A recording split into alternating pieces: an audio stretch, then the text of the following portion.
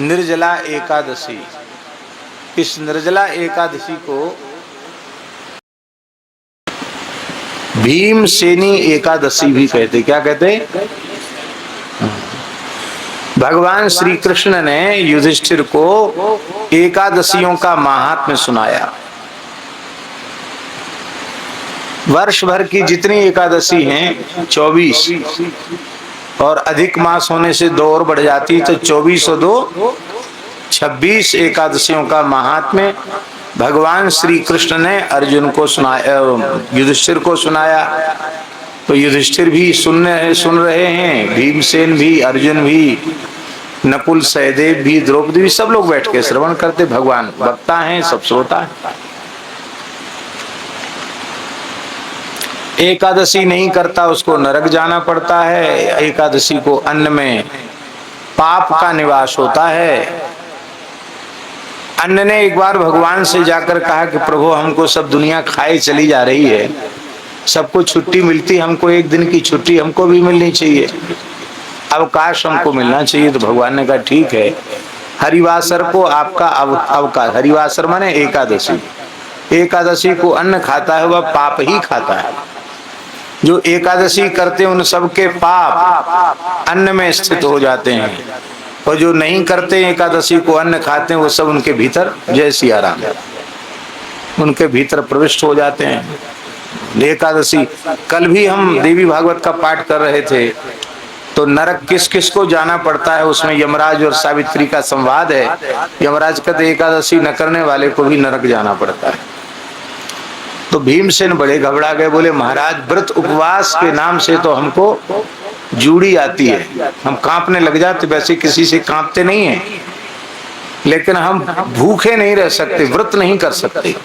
भीमसेन कोई व्रत नहीं करते। हमने ऐसा सुना है संतों से कि भगवान की दया से भीमसेन जी की खुराक कितनी अच्छी थी कि 70 मन तो को वो बाल भोग करते थे।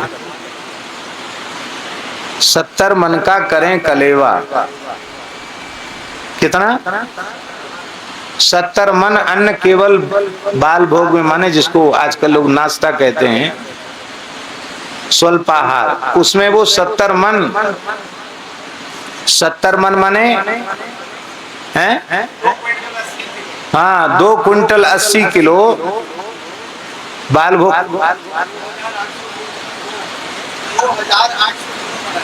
अच्छा, हाँ हाँ, 2 टन 800 किलो। अब बाल भोग से 4 गुना तो राजभोग होता होगा, और राजभोग से आधी कम से कम ब्यारू 3 समय पाते थे। ऐसे वीर भी थे वो, ऐसे नहीं खाते नहीं थे। और उन्होंने एक प्रतिज्ञा और की थी, तो जो हमको अधिक खाने वाला पेटू कह देगा उसको जिंदा नहीं छोड़ेंगे, तुरंत मार डालेंगे।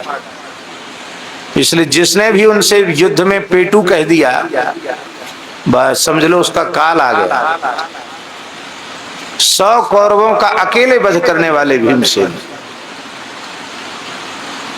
अतुलित पराक्रमी भीमसेन। लाक्षागृह में जब आग लगी तो वहां से सबको लेके बच के निकलना था, तो भीमसेन सबका वाहन बन गए। कुंती जी को यहाँ कंधे पर बिठाया, माता जी को उनके चरण यहाँ लटके हुए, इस कंधे पर युधिष्ठिर को बिठाया, इस कंधे पर अर्जुन को बिठाया, और ऐसे गोद में नकुल सहदेव को लेकर के वे चलने लगे।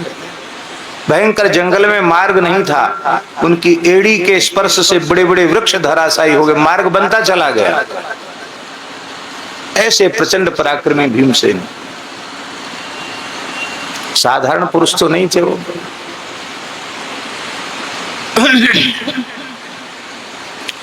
तो भीमसेन का एक नाम है वृकोदर। क्या नाम है? वृकोदर। वृक नाम की विशिष्ट अग्नि उनके पेट में निवास करती थी। जठराग्नि तो सबके भीतर होती है, पर उनके भीतर वृक नाम की अग्नि थी, जिससे जो कुछ भी वो खाएं तत्काल भस्म हो जाता। जब लाक्षागृह से चले हैं पांडव, तो ब्राह्मण बनकर अपना समय व्यतीत किया उन्होंने, तो भिक्षा मांग लेते। तो भिक्षा मांग करके जब माँ के पास लाते तो कुंती माता कहती, इस भिक्षा का आधा भीमसेन को दे दो, इसका आधा भीमसेन को दे दो, और बचा आधा, तो आधे में हम 6 मूर्ति पाएंगे। 6 मूर्ति माने युधिष्ठिर, अर्जुन, नकुल, सहदेव और कुंती माता, 5 लोग इसमें पाएंगे। वो आधे में भीमसेन, पर भीमसेन का बेचारों का पेट नहीं भरता था। कहां भरेगा पेट, कौन इतनी भिक्षा देगा। तो जल पी करके अपनी अग्नि को वो शांत करते थे। नदी में जाकर के, सरोवर में जाकर के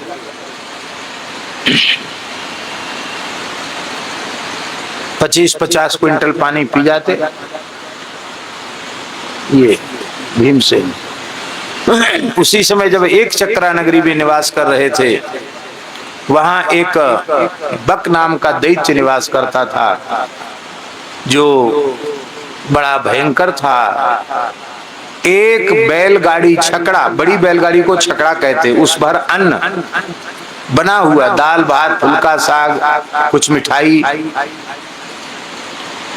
और एक व्यक्ति, जिस व्यक्ति की बारी है वो व्यक्ति हर घर से एक व्यक्ति का नंबर आता था। वो आता जीवन में एक ही बार था, लेकिन कब किसका नंबर सब राजा के यहाँ लिखा रहता था, इसी शर्त पर, नहीं तो वो कहता था मैं पूरी प्रजा को खा जाऊंगा। इतना भयंकर राक्षस था। जिस ब्राह्मण के यहाँ पांडवों को आश्रय मिला था, वो ब्राह्मण अभी नई अवस्था का था। उसका बालक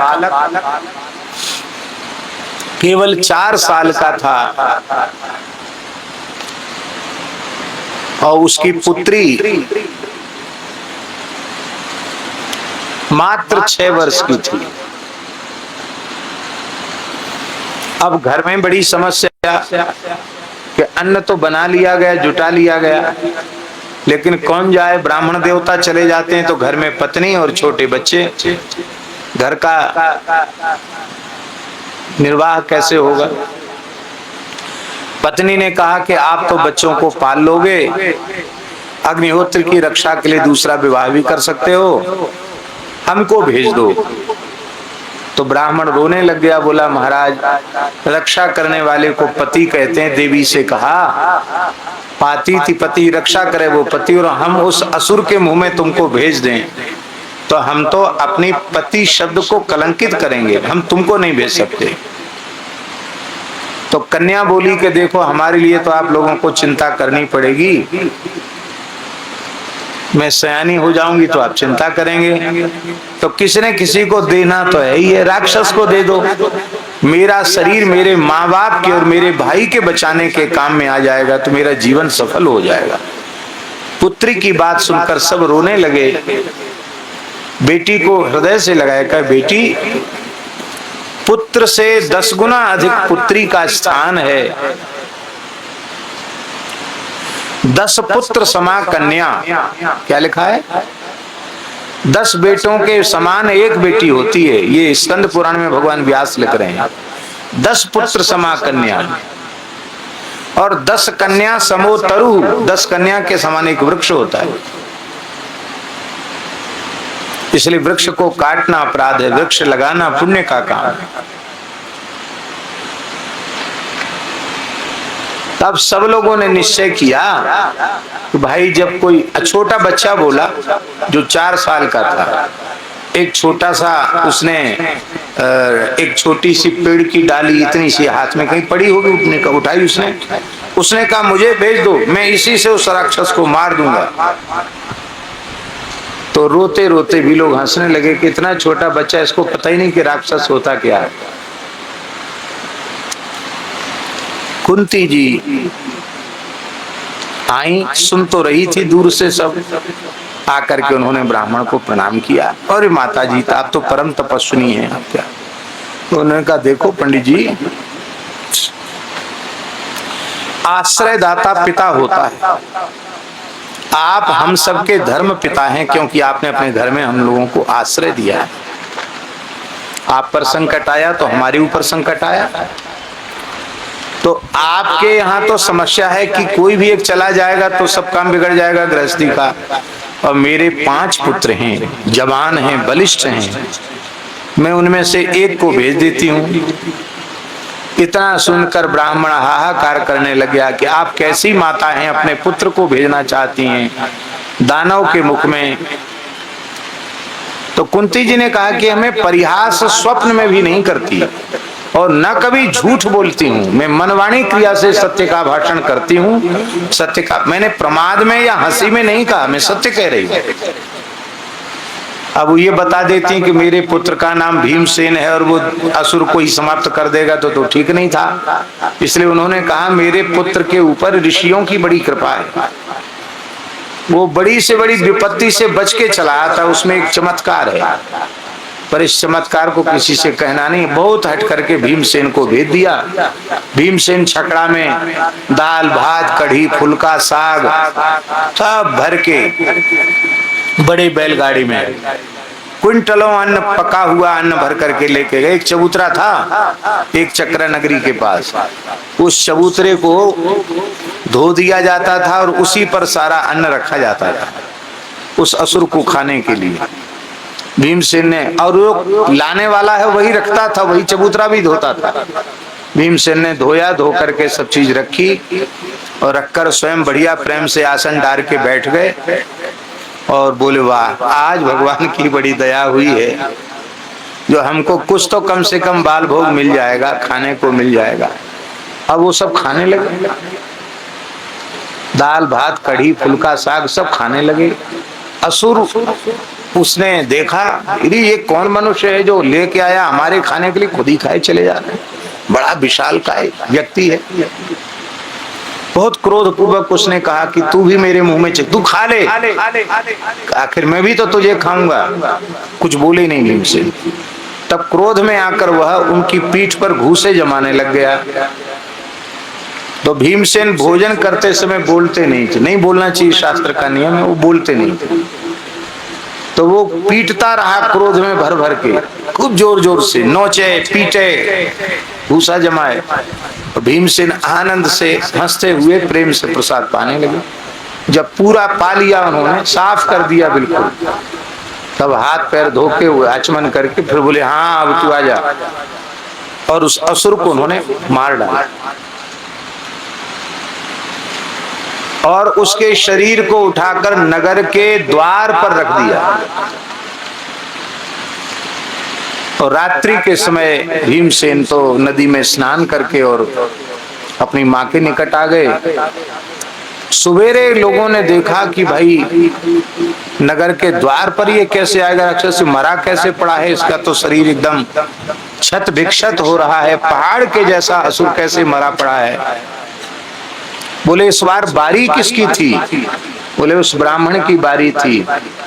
ये कैसे हो गया? ब्राह्मण बोला भाई भगवान की लीला भगवान जाने, हमारे यहाँ एक तपस्विनी माता रहती हैं, तो आग्रह पूर्वक उन्होंने अपने तपस्वी वैदिक पुत्र को भेज दिया था, उसी ने कोई मंत्र का प्रयोग किया होगा जिससे ये मर गया, हमें तो पता नहीं है।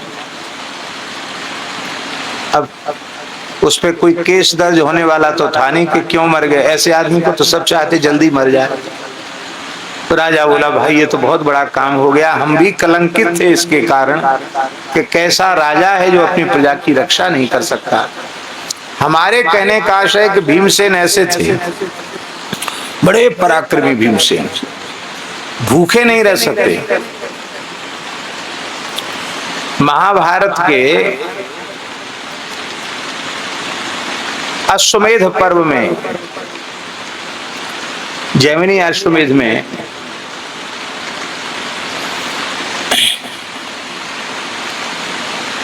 एक विचित्र कथा है भीमसेन के भोजन की, जो शायद आपने कभी न सुनी हो। भीमसेन द्वारिका से, हस्तिनापुर से और द्वारिकाधीश भगवान श्री कृष्ण का दर्शन करने आ रहे थे। तो भगवान ने रसोइयों को कह दिया कि भाई बनाओ, क्विंटलों और जलेबी बर्फी इमरती कचौड़ी पकौड़ी पूड़ी गुजिया सब बनाओ, जितने प्रकार के व्यंजन हो सकते खूब बनाओ। तो आज हमारे प्राण प्यारे भीमसेन आएंगे तो उनको हम खूब प्रेम से छकाएंगे उनको, और छक जाएंगे वो, तो हम इससे बहुत प्रसन्न होंगे। तो भगवान के पास तो कोई बनाने वालों की कमी नहीं, रसोईया भी थे और 16,108 रानी पटरानी सब लग गई अपने अपने तरह से कुछ न कुछ बनाने में।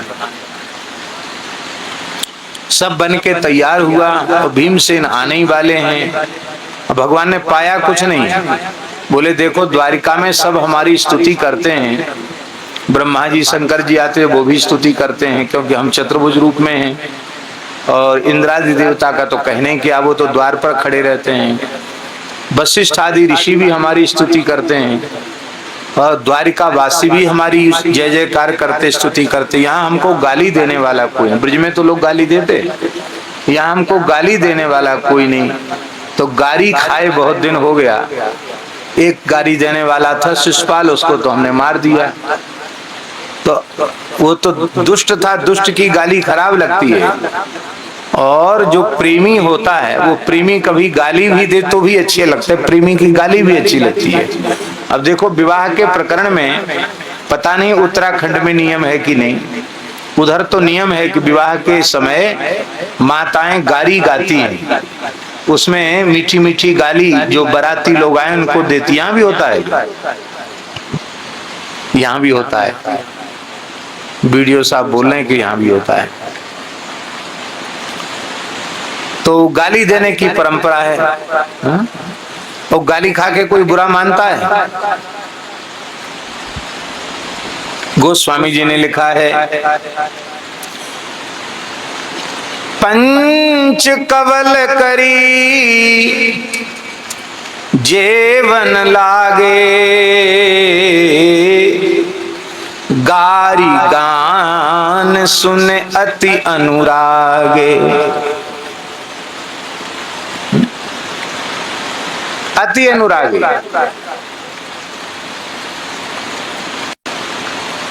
और हंसत राव सुनी सहित समाजा। गाली सुनकर सब हंस रहे हैं, प्रसन्न हो रहे हैं। पूज्य बक्सर वाले महाराज जी तो गाली नहीं गारा भी सुनाते थे। यह गारी नहीं है गारा, सुनो अवध के राजकुमारा, यह गारी नहीं है गारा। और जिस तरह से वो नाच नाच करके ठाकुर जी को दुल्हा सरकार को सुनाते थे, विवाह में सरकार मुस्कुराते थे, कहते सरकार ये गारी इसलिए दी जा रही है कि आप अपने अधर पर रूमाल रखकर थोड़ा मुस्कुरा कर हमारी ओर देख लेंगे, हम निहाल हो जाएं। ऐसी झांकी प्रस्तुत होती थी। तो ठाकुर जी बोले भीमसेन से गाली सुनना है। कैसे गाली दें भीमसेन? भीमसेन को भी ज्ञान है कि श्री कृष्ण परमात्मा है। तो भीमसेन आए तो उनको कहा कि उनको आराम से बिठाना तो सही, पर हमसे मिलने मत देना। क्या महाराज बहुत आवश्यक कार्य में भगवान हैं, थोड़ा आप प्रतीक्षा कीजिए, मिलेंगे। तो भीमसेन बार बार पूछे, अरे आज तक तो कभी ऐसा हुआ नहीं कि हमको बैठना पड़ा हो। अरे देखो होगा भगवान अपने लिए, तो हमारा तो छोटा भाई है, उम्र में हमसे छोटा है, कम है, अर्जुन की उम्र का है, हमारा भाई है, हम उसको डांट डपट सकते हैं, भले ही भगवान हो तो क्या है। बोले महाराज वो तो बहुत गर्म हो रहे हैं। बोले थोड़ी देर और बिठा, थोड़ी देर और बिठाया। बोले वो तो बहुत गर्म हो रहे हैं, और ज्यादा गर्म होने लग गए। अब उनके सामने कोई सेवक भी जल्दी जा नहीं पा रहे, इतना क्रोध में है वो। तो भगवान बोले अभी क्या करें? बोले ये तो कह रहे हैं कि भगवान होगा तो अपने घर के लिए होगा, हमारा तो भाई है, ये कह रहे हैं। बोले अभी गाली नहीं दिया, मन में सोचे भगवान।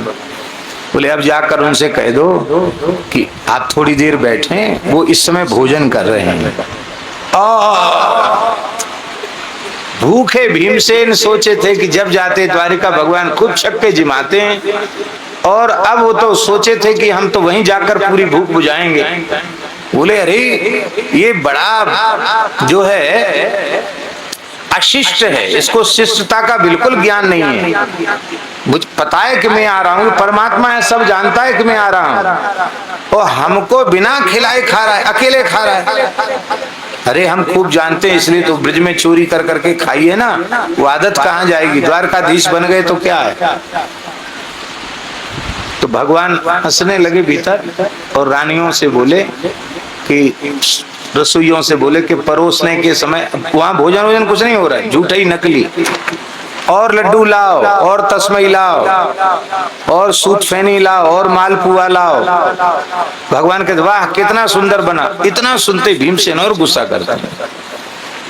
अंत में खूब गाली देकर भीमसेन बोले कि अब हम नहीं कभी द्वारिका आएंगे। जाने लगे, जैसे उठ के जाने के लिए तैयार हुए, सोई ठाकुर जी हंसते हुए आए, भीमसेन के चरण पकड़े, बोले दादा हम तो बाल भोग भी नहीं किया, आप आने वाले, हमने कुछ नहीं खाया।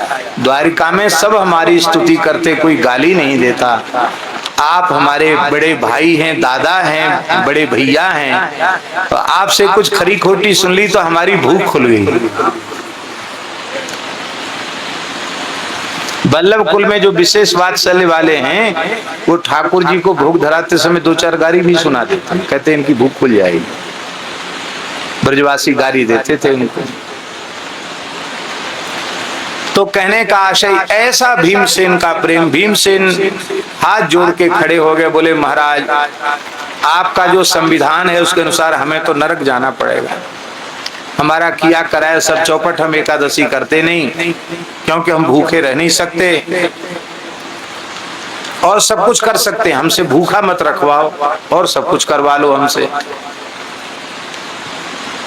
भगवान बोले भाई एकादशी तो करनी पड़े, एक कर लो, पूरे साल की नहीं कर सकते हो, एक कर लो। कौन सी? बोले जेठ शुक्ल एकादशी। इस दिन जल भी मत पियो, दशमी को शयन के पूर्व जल का त्याग कर दो और द्वादशी के प्रातः काल सूर्योदय का दर्शन करके तब जल ग्रहण करो, ये नियम है। एक व्रत कर लो, केवल एक। इस एक व्रत के करने से वर्ष भर कोई व्रत में चूक हो जाए तो उसकी निवृत्ति हो जाती है और एक एकादशी से वर्ष भर की एकादशियों का पुण्य प्राप्त हो जाता है। और निर्जला एकादशी भी कोई करे साल में एक बार तो भी उसे नरक नहीं जाना पड़ेगा। भीमसेन को उत्साह दिलाया, बोले चलो अब तो हर महीना 2 एकादशी थी इसलिए हम घबरा रहे थे, तो एक दिना की तो कोई बात नहीं, एक दिना तो भूखे प्यासे रह जाएंगे। भीमसेन मौन हो गए क्योंकि बोलने से थोड़ी भूख ज्यादा लगती है और पानी की कमी आती है। तो भीमसेन जो है मौन हो गए, खूब भगवान नाम जप करने लगे। अभी भी हिमालय में भीमगोड़ा जगह है, ये हरिद्वार या ऋषिकेश के तरफ ही है। वो भीमसेन ने वहां अपने पैर का प्रहार करके और जल की धारा प्रकट की, क्योंकि बहुत जब असह्य हो गया रात्रि को उनको गर्मी के कारण, तो पैर से उन्होंने ठंडी जल की धारा प्रकट की, उसके नीचे बैठ गए। जल तो पी नहीं सकते, एकादशी व्रत किया, इसीलिए उसको भीमसेनी एकादशी कहते हैं।